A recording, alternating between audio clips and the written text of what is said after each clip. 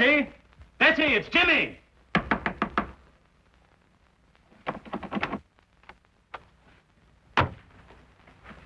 Mr. Durham, something's happened to Betty. Force the door open.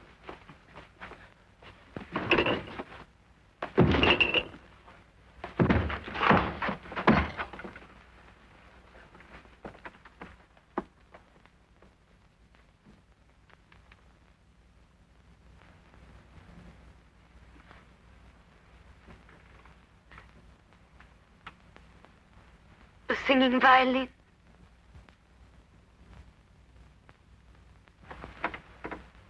Betty, darling. The singing violin. It was here again. I saw it. I heard it. The singing violin. I heard it. Betty. I saw it.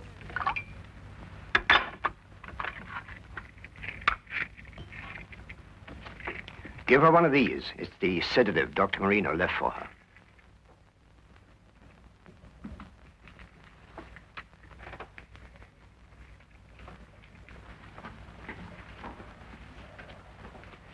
She will attend to my stepdaughter.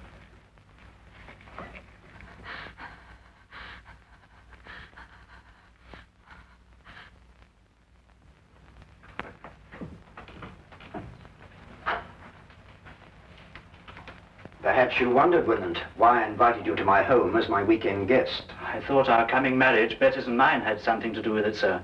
No. I wanted you to see for yourself why that marriage can never take place. I don't understand, sir. Are you blind, Willand? After what you've just witnessed, don't you realize that my stepdaughter is losing her mind? She never told me. Naturally. Dancing skeletons, headless men, and tonight, a singing violin. Surely, sir, it must be merely her imagination. Nightmares. But she insists the things that she sees are real. Positive proof of incipient dementia precox. I regret to have to tell you this, my boy. My doctor informs me that in a matter of weeks, if not days, Betty must be certified as hopelessly mad.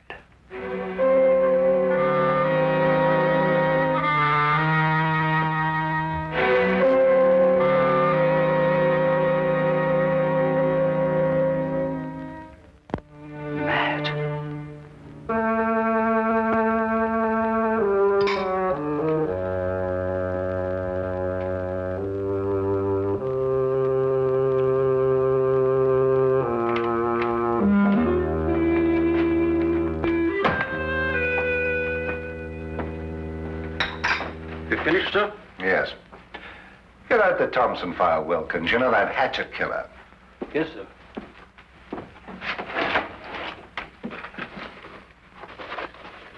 Mr. Holmes did a neat bit of work on that case, don't you think, sir? Might I remind you, Wilkins, that Scotland Yard also worked on that case? Yes, sir. What shall I do with the file, sir? Put it in the case's closed file, of course. Very good, sir. Crime seems to be falling off in London this week, sir. It's been a dull week. Yes, it's so dull, I'm going to do something about it. What, sir? I'm going to visit our old friend Sherlock Holmes. I've noticed that when we've got no crime, he has.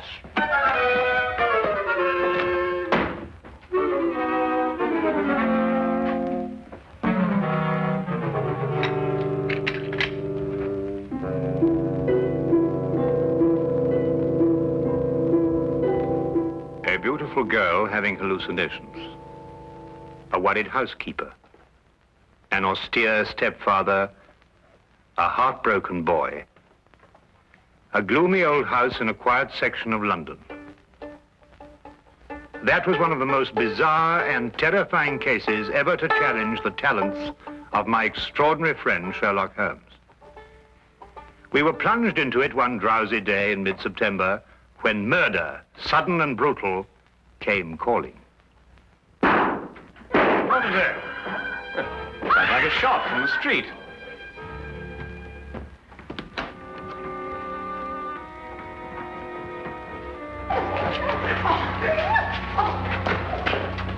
Stand back there. Stand back, please. What's happened to your passenger? He's dead, sir. Dead?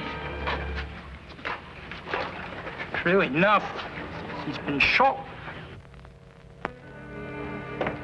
What's going on here? This man in the carriage, Inspector. Shot he was, sir. All right, let's stand back here, please.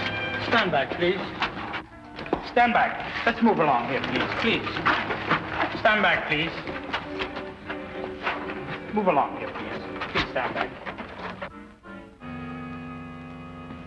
Move along here, please. Move along. Officer, Yes, sir. you take charge here. Yes, sir. All right, driver. What do you know about this? I don't know.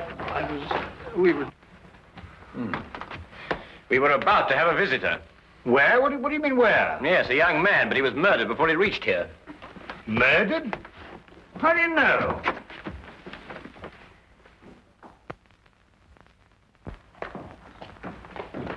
Let's move along, please. Move along. It's all over. Move along, please.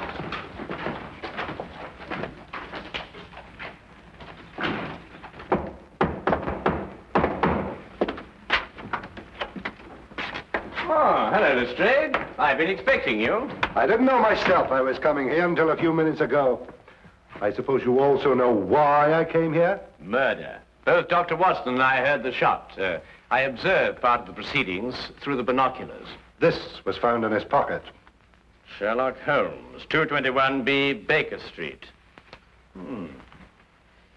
He was obviously employed by a tea and spice merchant. The aroma is unmistakable, eh, Watson? Oh, unmistakable.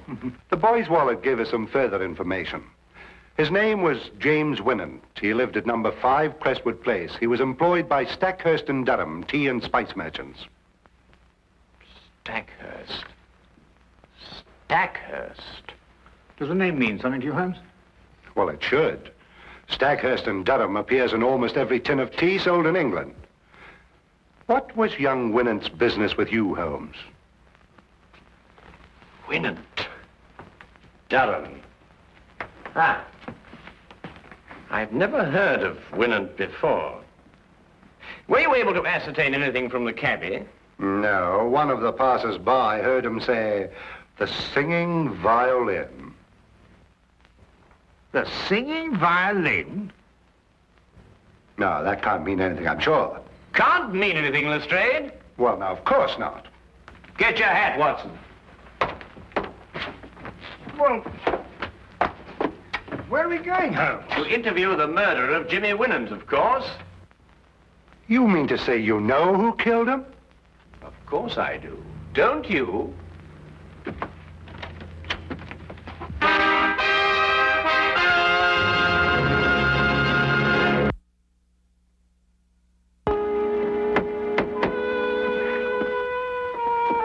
Might I inquire who lives in this dreary monument to great wealth? Guy Durham. Durham. Wasn't he one of the partners of the firm that employed young Winant? Yes, the only surviving member. Stackhurst died 15 years ago. Holmes, you said we were going to visit Winant's murderer. I did. Yes? Good morning. I'm Sherlock Holmes, and this is Dr. Watson. I'd like a word with Mr. Guy Durham. Here is my card. I'll tell him, for all the good it'll do. He left word he doesn't want to be disturbed. Come in.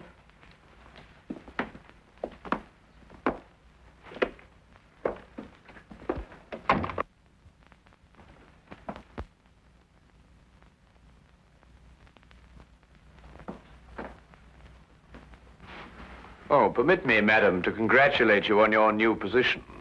Thank you. How do you know I'm new here? Mrs. Ferguson, who is at the door? Excuse me.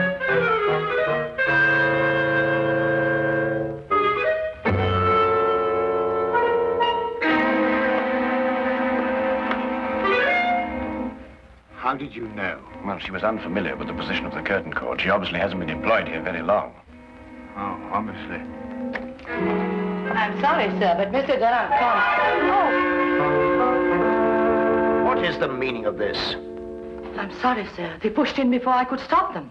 I must apologize for this intrusion, Mr. Durham, but it's imperative that I speak to you. Oh, very well. As long as you're here, what do you want? I take it you are Sherlock Holmes. At your service, sir. And this is my friend and colleague, Dr. Watson. Pleasure, sir. How do you do? Sit down. I regret to say that I am the bearer of bad tidings, Mr. Durham. Your prospective son-in-law was murdered not 2 hours ago. What? Winant murdered? But, Holmes... The engagement announcement of Miss Betty Durham and Mr. James Winant was published in the Times not 2 days ago. Mr. James Winant was on his way to see me when he was ambushed and shot. But what did he want to see you about? Don't you know Mr. Durham? No. Then perhaps Miss Betty, your stepdaughter, I believe. Yes, Betty is my stepdaughter. I adopted her when I married her mother. Perhaps she might be able to provide some information. I am sorry. I'm afraid I cannot allow you to see her. She has been in a highly overwrought frame of mind of late. Only this morning, under the advice of her doctor, I sent her away for a complete rest. Moreover, it is best under her present mental condition that she should remain in ignorance of Winant's death. Oh, that's most unfortunate. Probably the excitement of her forthcoming marriage brought on an emotional upset. Not only probably, Doctor, but true. And now, if you'll excuse me, I regret I cannot be of any more help to you. Oh, Mr. Durham, what is the name and address of your former housekeeper? Why do you ask? Well, housekeepers are rather hard to come by these days. If she hasn't already found a new position, I'd like to employ her. Oh, I prefer not to recommend my former housekeeper. I had to discharge her for theft. Good morning, gentlemen.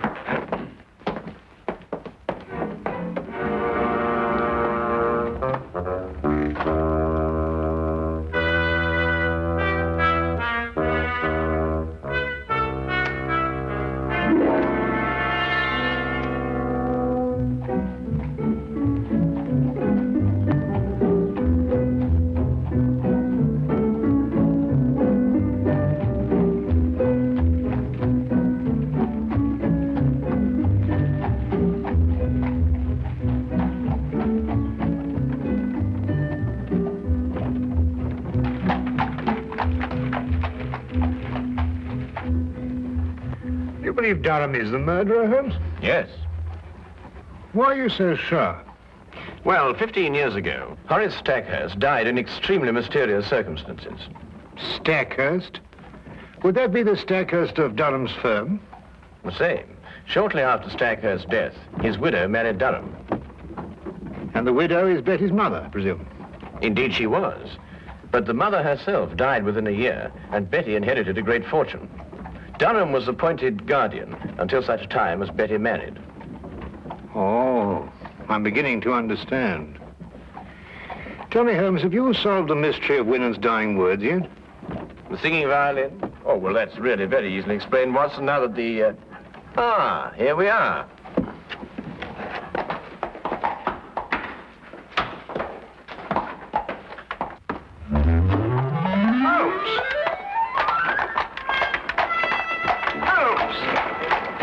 It was just like Holmes to leave me in the middle of an unfinished explanation, bursting with curiosity. But there was nothing I could do about it except wait for his return. I waited up for him until midnight, finally retired without seeing him. And when I awakened the next morning, he was already gone. I didn't see him again until shortly before 10 o'clock.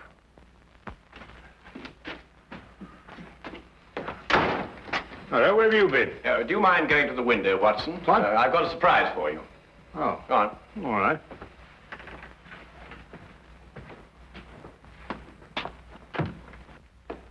No, not yet, Watson. Now, turn around. Now, keep looking into the street. That's better.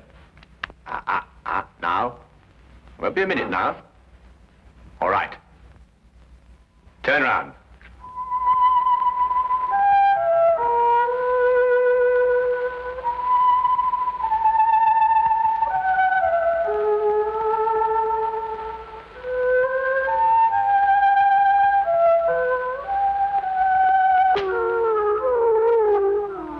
Well, what? A singing violin. Well, that's fantastic. Yes, a fiend with a diabolical mind, our Mr. Durham. Soap on the bow so that no sound should come from it, and this. Come along, Watson. Where to?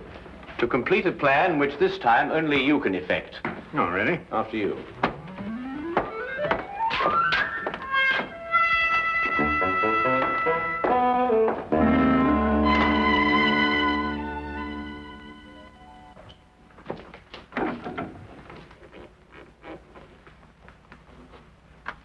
Ha-ha, John Murdoch!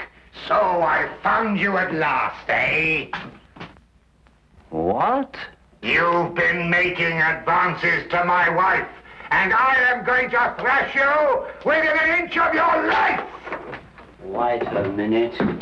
You've got the wrong man. Don't you lie to me! I'm not John Murdoch, I tell you. Help! There's a lunatic loose. Oh, so it's a fight you wanted it? I've heard about men like you before. You smiled your last smile, my voyaging vagabond.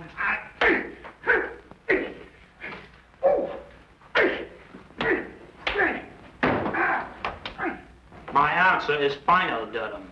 I didn't mind certifying your stepdaughter as insane, but I draw the line at murder. If you want her killed, do it yourself. Very well, Marino. I will. But you will have to sign the death certificate. That I'll do. An overdose of morphia would be the best way. I'll prepare a hypodermic for you. She's under sedation now, and shouldn't give you any trouble. What room is she in? Number 4. Dr. Marino, help! Something's happening out there. Let it wait. Give me the hypodermic.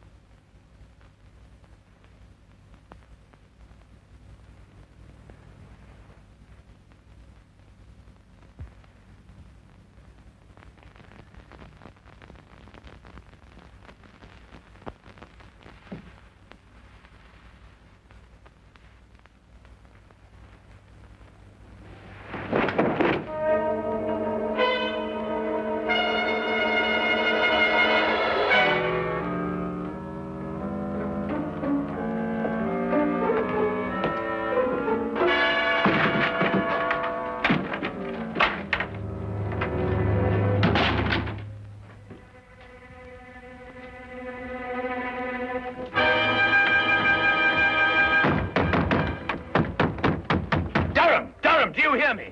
Don't dare touch that girl. Don't you dare touch her. Or by all I hold sacred, I'll kill you. Durham, do you hear me? Durham! Durham!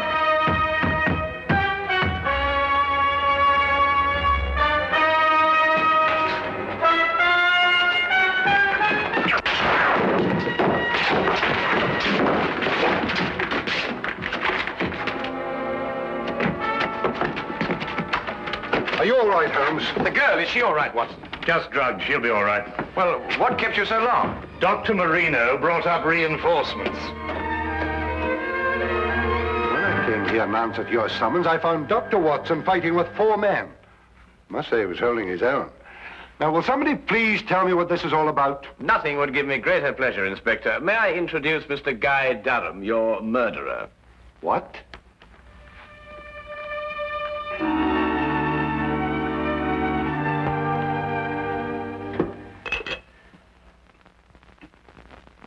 Well, of course, Watson. I knew Betty was in danger when Durham mentioned Marino. I met him before and knew he wasn't a doctor, but a charlatan. Tell me, Watson, how did Betty take the news of Jimmy's death? It came as a terrible shock to her, I'm afraid. Poor girl broke down completely.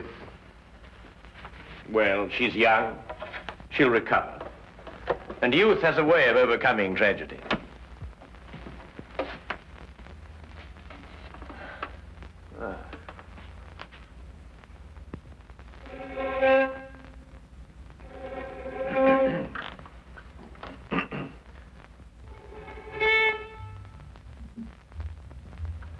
Oh, confound it. I completely forgot that I soaped this bow. It'll be days before I can play again. Really? A wonderful invention, soap. Has so many uses.